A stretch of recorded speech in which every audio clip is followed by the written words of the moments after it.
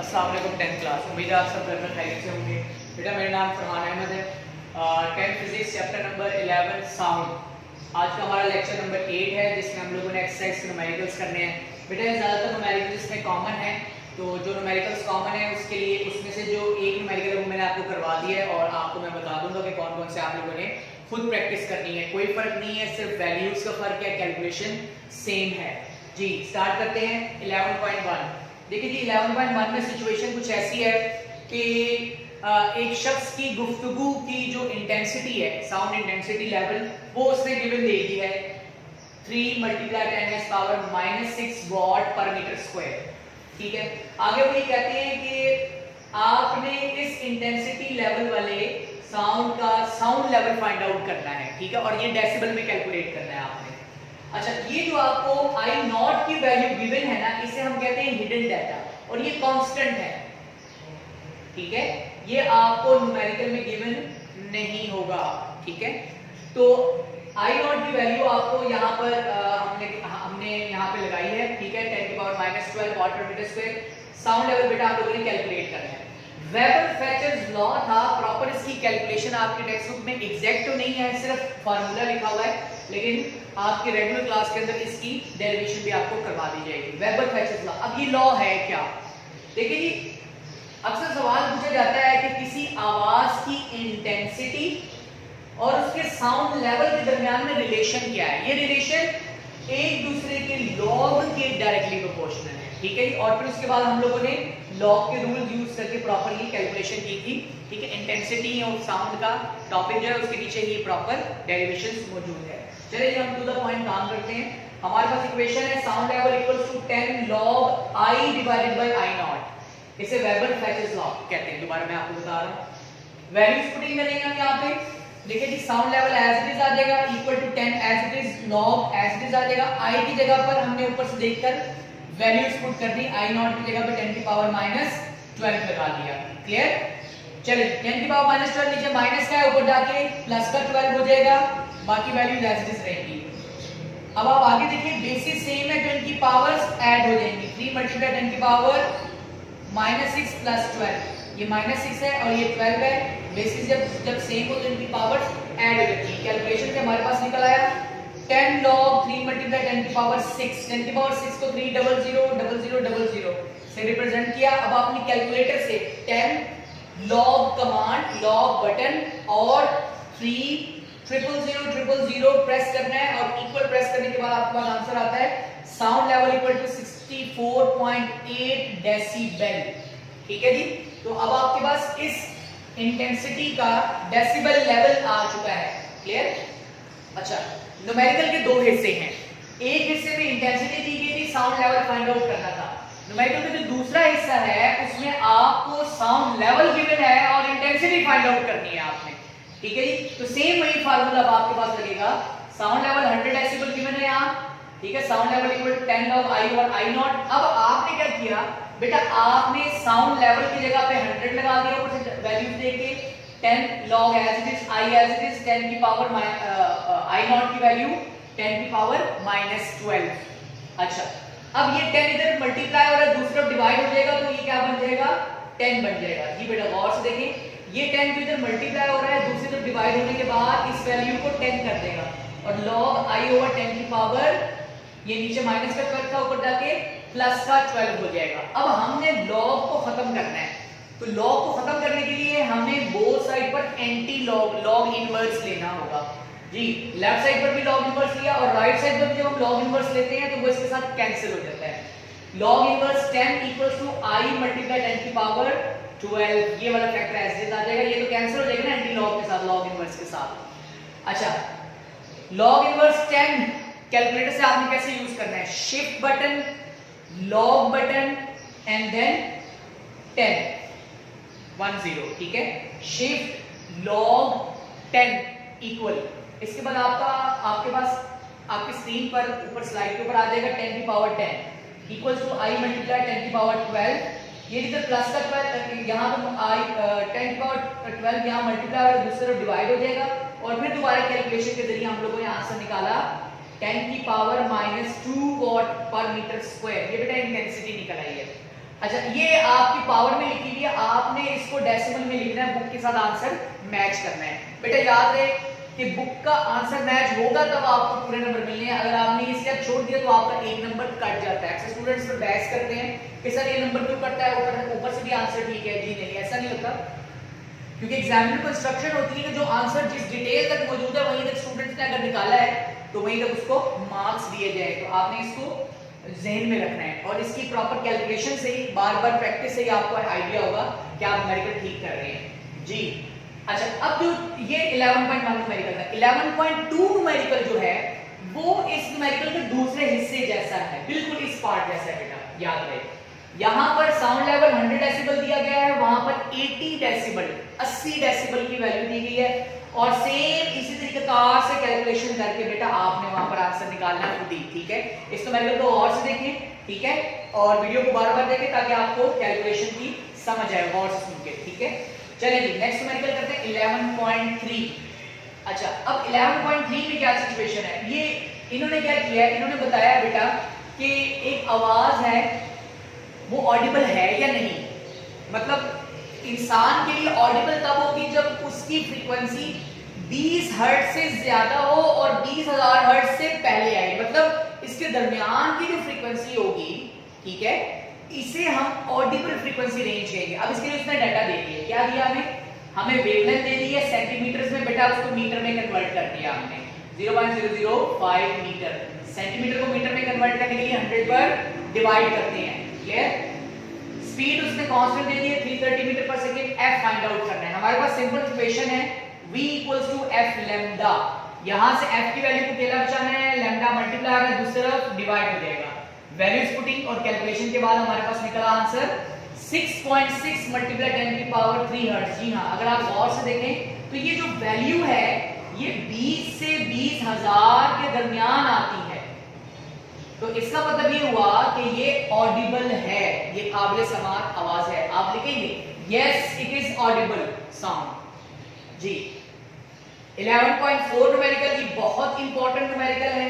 ठीक है, अक्सर ये बेटा बोर्ड में आता है। सिचुएशन कुछ ऐसी है कि एक डॉक्टर है वो स्टेथोस्कोप यूज कर रहा है एक पेशेंट के दिल पर, उसको प्रॉपर, आपने कभी देखा स्टेथोस्कोप लगाते हैं हार्ट बीट काउंट करने के लिए। तो उनके पास क्या डाटा मौजूद है, हार्ट बीट 72, मतलब इसको मैंने वाइब्रेशंस कह दिया। ठीक है, और वो कितने टाइम तक ले रहा है, 1 मिनट तक, यानी कि 60 सेकंड्स तक। अब इस दौरान उसने ये कहा है कि इस हार्ट बीट की फ्रीक्वेंसी और टाइम पीरियड फाइंड आउट करें। क्लियर, फ्रीक्वेंसी कैसे निकलती है, फ्रीक्वेंसी निकलती है वाइब्रेशंस या number of oscillations in a unit time. तो बेटा वाइब्रेशन को आपने टाइम पर यानी 60 सेकंड पर डिवाइड कर दिया, फ्रीक्वेंसी आ गई। याद रहे फ्रीक्वेंसी और टाइम पीरियड एक दूसरे के रेसिप्रोकल है। ठीक है, तो इक्वेशन बन जाती है t = 1/f। ये जनरल इक्वेशन है, आपने इसी वैल्यू में, इसी इक्वेशन में वैल्यू पुट कर दी 1 एज इट इज, f की जगह पर 1.2 जो भी आपने ऊपर कैलकुलेट किया, 1 को 1.2 पर डिवाइड करें, 0.83 सेकंड लगते हैं बेटा जी। ठीक है जी, दो वाइब्रेशन के दरमियान का टाइम पीरियड। अच्छा, एक वाइब्रेशन के कंप्लीट होने का टाइम पीरियड 0.83 सेकंड। ये था बेटा आपका बहुत इंपॉर्टेंट न्यूमेरिकल। जी नेक्स्ट न्यूमेरिकल 11.5, 11.6 और 11.7। बेटा ये तीनों भी कॉमन है, सेम न्यूमेरिकल्स हैं, सिर्फ वैल्यूज उसने चेंज कर दी है, सिचुएशन सेम है, कैलकुलेशन सेम है। आपने 11.5 न्यूमेरिकल गौर से देखना है। अच्छा, 11.5 न्यूमेरिकल में अब सिचुएशन क्या है, एक बहरी जहाज है वो समुद्र की सर्वे के लिए गया है और समुद्र की गहराई फाइंड आउट करने लगा है। अब होता क्या है, वहां पर उसके पास क्या डाटा है, उसने क्या किया, उसने अपने ट्रांसमीटर से अल्ट्रासोनिक वेव्स को ड्रॉप किया। ठीक है, और रिसीवर पर 1.5 सेकंड पर उसने देखा कि इतनी स्पीड पर वो तमाम वेव्स रिफ्लेक्ट होती हैं। तो डाटा उसके पास क्या है, time 1.5 second, speed of sound in water 1500 metre per second. ठीक है, अब हमने क्या करना है, हमने उस समुद्र की गहराई मालूम करनी है। इक्वेशन जो है आपके पास जनरल वो है S = VT, S = VT। ये बेटा आपने क्लास 9 चैप्टर नंबर 2 में पढ़ी थी equation v equal to S over T, speed का फार्मूला पढ़ा था, ठीक है। यहां से s फाइंड आउट करते हैं जी। हम क्या करेंगे, वैल्यूज लगा देंगे, v as it is, time की जगह पे 1.5, दोनों को मल्टीप्लाई किया तो 2250 मीटर आ गया। बेटा याद रहे ये जो डिस्टेंस निकला है ना, ये वेव के जाने और वापस आने का टोटल डिस्टेंस है। मतलब वेव इस पॉइंट से ट्रैवल करती है इस पॉइंट पर और यहां पर वापस आती है, तो ये टोटल डिस्टेंस है 2250 मीटर, ठीक है। हमने एक तरफ का डिस्टेंस, एक तरफ की डेप्थ फाइंड आउट करनी है, ये वाली डेप्थ। तो हम क्या करेंगे, इस टोटल डिस्टेंस को 2 पर डिवाइड कर देंगे तो वो एक तरफ की डेप्थ आ जाएगी। क्लियर?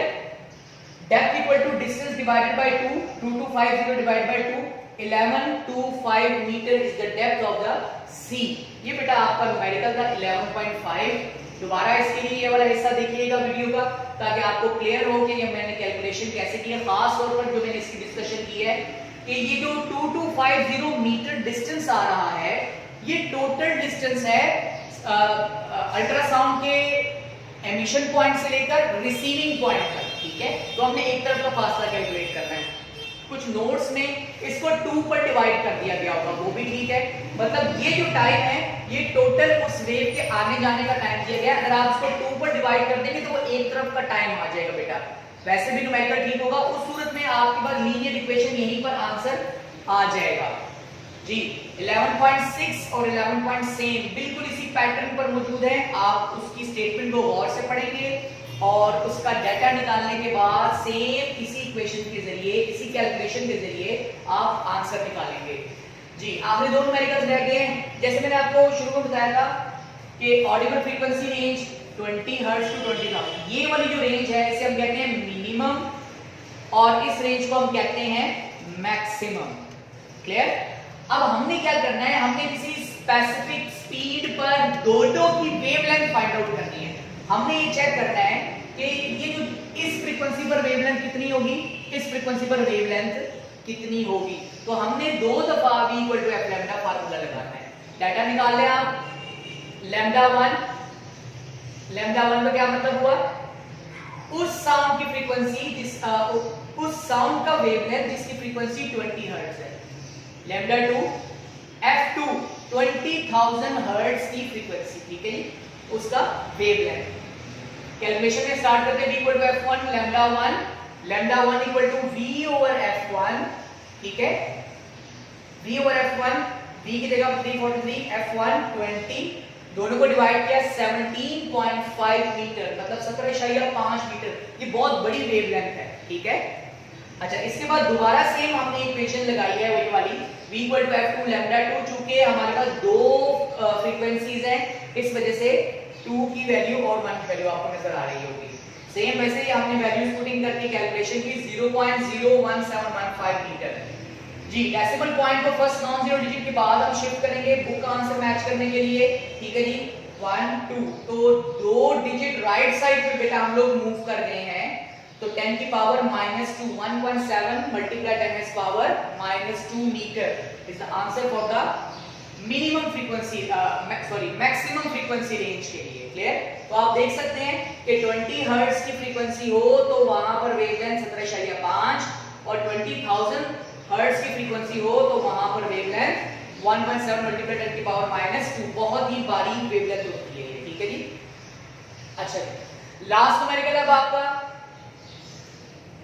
जी। सिचुएशन कुछ ऐसी है कि आपने 1.5 किलोमीटर का डिस्टेंस तय करवाना है एक वेव को, साउंड वेव को, जिसकी फ्रीक्वेंसी 2 किलोहर्ट्ज है, यानी कि 2000 हर्ट्ज। अगर इस वेव का वेवलेंथ 35 सेंटीमीटर हो, ठीक है, तो बताएं इस वेव को 1.5 किलोमीटर यानी कि 1.5 किलोमीटर यानी 1500 मीटर को तय करने के लिए कितना टाइम लगेगा। क्लियर? डाटा को और से देख लें। फ्रीक्वेंसी 2 किलोहर्ट्ज, 20,000 हर्ट्ज, किलो की जगह पे 1000 लगा दिया। वेवलेंथ सेंटीमीटर में है, इसे मीटर में कन्वर्ट करने के लिए डिवाइडेड बाय 100 कर दिया मैंने, ठीक है। 1.5 किलोमीटर है, इसे भी मीटर में कन्वर्ट करने के लिए 1000 पर मल्टीप्लाई करेंगे। किलोमीटर से मीटर में आने के लिए 1000 पर मल्टीप्लाई करते हैं, याद रहे बेटा आपको, 1500 मीटर बन जाएगा। चलिए कैलकुलेशन स्टार्ट करते हैं। हमारे पास जनरल इक्वेशन है स्पीड वाला फार्मूला है v equal to s over t, v equals to s over t, जैसे मैंने पहले भी जिक्र किया और चैप्टर 2 9th क्लास में भी हमने पढ़ा था। v की जगह पर लग जाएगा f lambda, s over t वाला फैक्टर एज इट इज आ जाएगा। अब आप ये देखिए f लैम्डा और t की हमने नोटेशन चेंज करनी है, f लैम्डा t की जगह और t f लैम्डा की जगह आ जाएगा, ताकि प्रॉपर एक थीम इक्वेशन बन जाए जिसमें हमने वैल्यूज पुट करनी है। चलिए जी, अब हमारे पास ये इक्वेशन कुछ सूटेबल है, टाइम फाइंड आउट करना है, डेल्टा में डिस्टेंस भी है, सॉरी डिस्टेंस भी है, s भी है, f भी है और लैम्डा भी हमारे पास मौजूद है। वैल्यूज पुट करेंगे, s की जगह 1500, फ्रीक्वेंसी की जगह पर 2000, ऊपर से वैल्यूज देख देख के पुट करनी है, और लैम्डा की जगह पर 0.35 जी। 2000 को 0.35 पर मल्टीप्लाई करें 700 आंसर आता है। बेटा अब आप क्या करेंगे, 1500 को 700 पर डिवाइड करेंगे अपनी कैलकुलेटर से और आंसर आ जाएगा 2.1 सेकंड। इसका मतलब ये हुआ कि अगर एक साउंड वेव जिसकी फ्रीक्वेंसी 2 किलोहर्ट्ज हो और उसकी वेवलेंथ 35 सेंटीमीटर हो, अगर उसने 1.5 किलोमीटर का डिस्टेंस कवर करना हो तो उसे कितना टाइम लगता है, 2.1 सेकंड। बेटा ये 11.9 बहुत इंपॉर्टेंट न्यूमेरिकल है। वीडियो के एंड में बिल्कुल मैं आपको दोबारा याद करवा दूं कि यहाँ जैसे कि 11.1 और 11.2 में 11.1 और 11.2 की जो डिस्कशन हो रही थी, यहाँ मैंने आपको बताया था बेटा कि 11.1 न्यूमेरिकल का जो दूसरा पार्ट है, सेकंड पार्ट है, सेम इसी तरीके कार से 11.2 न्यूमेरिकल होगा, और 11.5 जैसे कराया 11.6 और 11.7 जो है 7 वो भी सेम न्यूमेरिकल्स हैं। कैलकुलेशन गौर से देखिए बेटा, ठीक है जी, और वीडियोस को बेटा गौर से सुनिए। जितनी ज़्यादा आपकी लिसनिंग एबिलिटी होगी उतनी ही बेहतरीन आप लोगों का जो है ना कंसंट्रेशन लेवल होगा। थैंक यू वेरी मच बेटा।